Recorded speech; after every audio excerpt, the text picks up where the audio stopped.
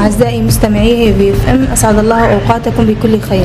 أنا ديالا خلف معكم في فقرة جديدة من فقرات نجدر في عيادة الدكتور غطاس نعيم موسى، الأخصائي في الأمراض الجلدية والتناسلية. صباح الخير دكتور. صباح النور، أهلا وسهلا.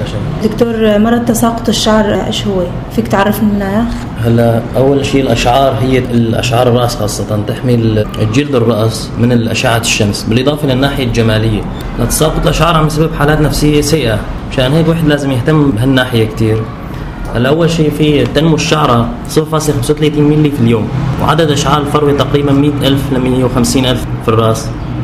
ويتساقط الشعر يوميا بشكل طبيعي بين 100 ل 150 شعرة. هاي ظاهرة